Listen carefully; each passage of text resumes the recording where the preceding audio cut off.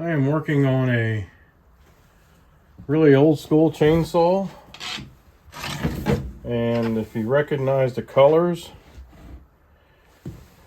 you would know that this is a John Deere chainsaw.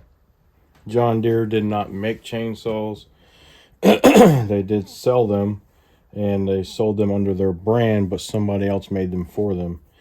Multiple companies made them for them, so sometimes it can be hard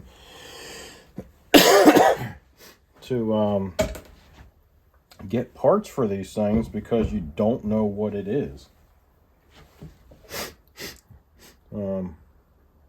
I did some research and I narrowed it down to one or two that I thought it might be, and I just have to find that documentation. I gotta figure out where I wrote it down at.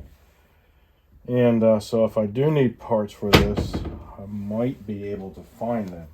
This saw does run. It runs fine. It runs perfectly great. The only problem is that when you put your bar roll in here, that's when it runs horrible. Somehow the bar roll is getting sucked in from somewhere and mixing in with the fuel oil and burning off in the combustion chamber. Kind of like that.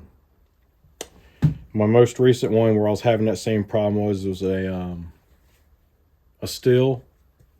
I believe it was an 011. I nicknamed that saw Goofy.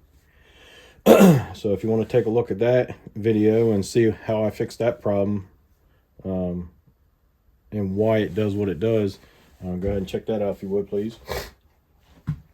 And subscribe to the channel, and hit that thumbs up for me too.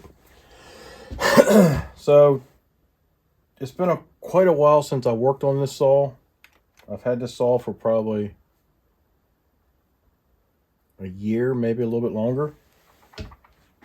He wasn't too concerned about getting it back. I mean, this is probably something he's just going to set on the shelf. He might use it once in a while or something. But he does want it to run, and it does run. I just want to try to figure out this oiling issue, or this issue when you put bar roll in it. I don't know if this thing has a automatic oiler. It does have the thumb oiler on the side here, but at one point when they started to transition from the thumb oilers to the crank driven oilers, they left the thumb oiler on there probably for a couple years before they actually eliminated the thumb oiler completely. But what I want to do is this side cover right here comes off, so I have to take the clutch assembly off, remove the few screws around that perimeter, and this little side cover comes off and separates from the rest of the saw. There might be an oiler under here, and if so, it could explain where it's mixing at, because this thing has a split case here, so the oiler's here, and this is your crankcase area. Well, the cylinder goes this way, so the crankcase area is like in this area here. It could probably mix in with the cylinder right where the case comes together.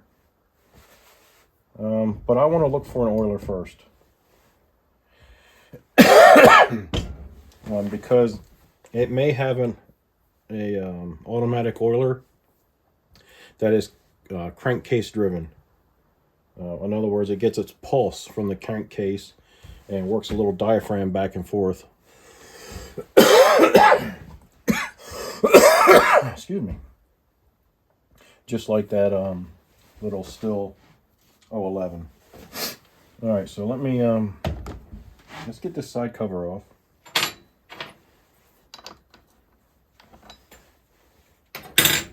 Get the clutch off.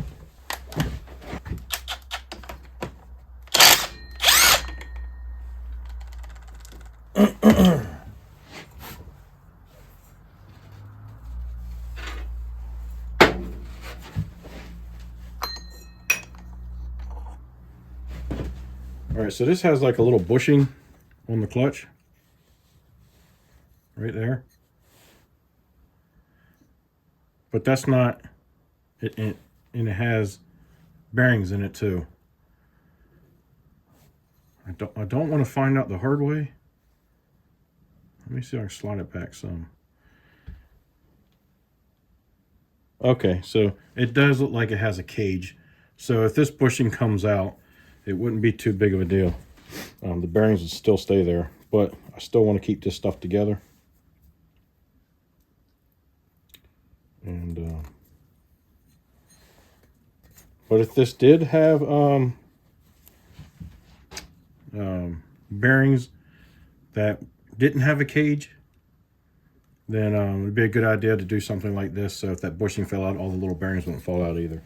And I just put my on backwards, so you can just remove it easily. No need of wasting one for something like this. You just use it for a few minutes. All right. All right, now I gotta try to figure out how to get the clutch off itself. All right, so we are going to do the old rope trick to jam the cylinder. At some point, I think this saw has ran a little warm and smeared some aluminum on the chrome. And that stuff can happen, guys, when you just fire up your saw and go with it. You need to warm your saws up. Just like anything else. You start your car up, you let it warm up. You know, you do a little warm up for yourself before you you know, take off doing something strenuous. You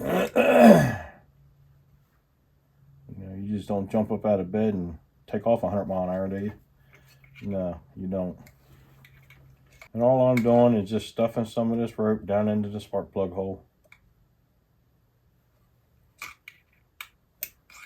And you're going to want to get the piston rotated in the direction that you would be turning it.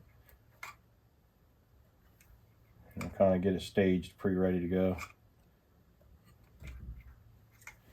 Alright, I think that'll be enough. This is going to want to turn that way. There we go. Jammed up here nice and tight.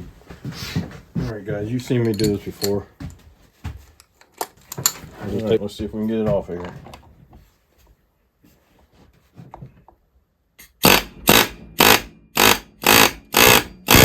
There we go.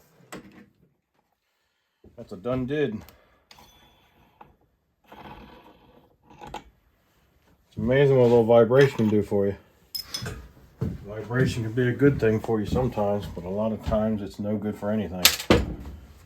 Alright, so there's where one of our crank seals are too. It's a small one. On this outer case. I got a feeling when I take this outer section off, I might gain access to the crank. Let me go ahead and blow this off. I'll bring you guys back in a minute. Alright, so I got everything blown off. I got the screws taken out around the around here. I think that is the only screw.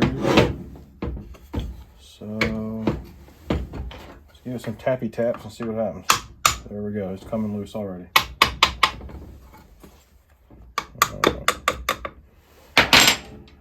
So we're off the seal.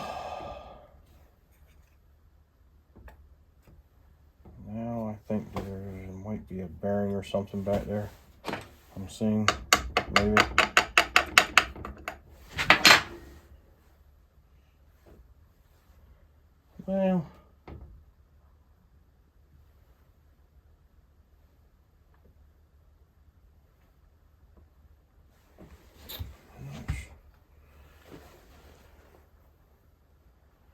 Well, that wasn't too smart.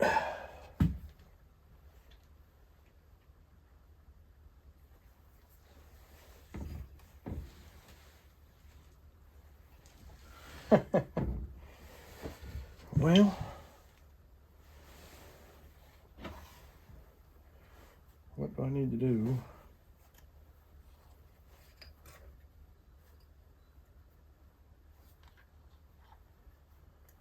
Alright, so back in the day,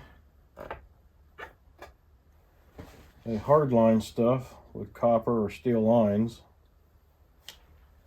and I've got to try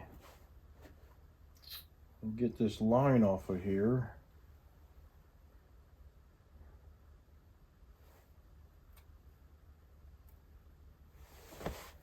Which means it looks like I'm going to have to undo the line from inside. Let's see if we can get this in the vise. Let's see if I can show you a little bit before. I can't remove this completely because the oil line is tied in still right there. So we want to do that fitting right there. Let's see if we can't get this apart. It's about as close as I'm going to get you.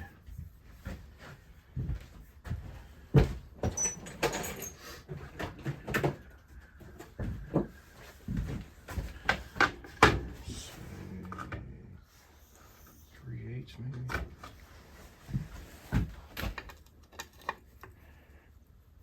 Yeah.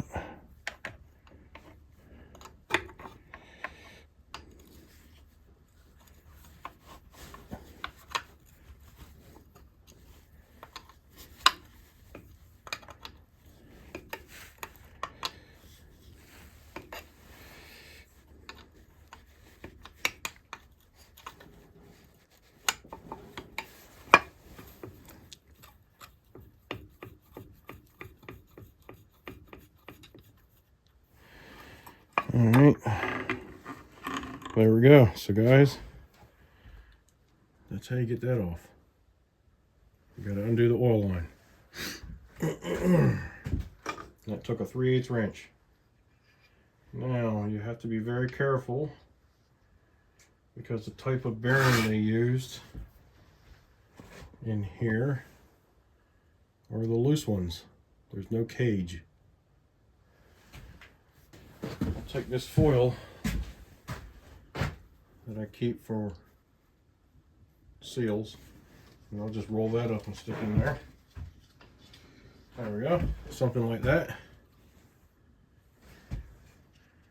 And it sticks out the back side. Now, this has an O-ring seal on it. It seems to be okay. I don't see where it's like wet and oil was getting past it or anything. That gives us our access to the crank. So this has a, it has open chambers or open transfers, not closed transfers. All right, so I do see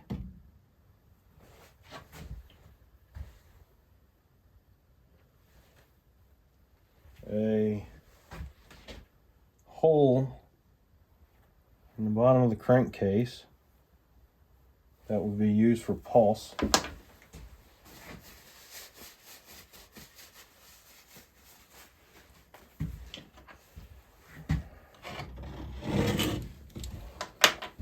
I don't remember how the saw gets it, and I think this might be a reed saw. Yeah, it's a reed saw. There is a mess of oil. Oh, in the bottom of this thing.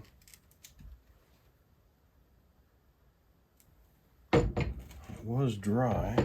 So where did it just come from?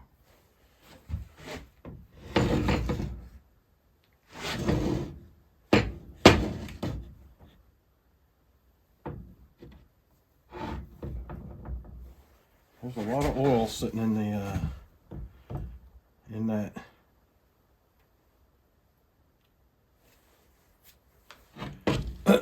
in the that port I was just telling you about.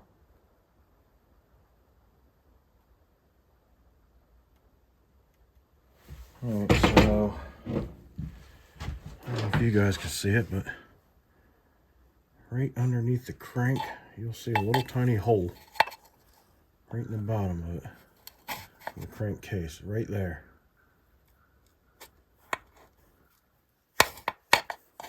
There we go. See it?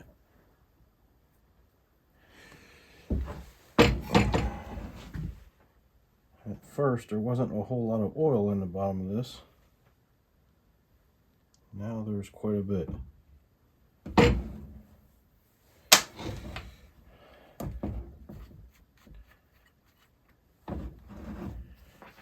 how's it getting there?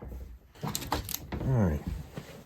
Give me a couple minutes to investigate that, and I'll bring you guys back.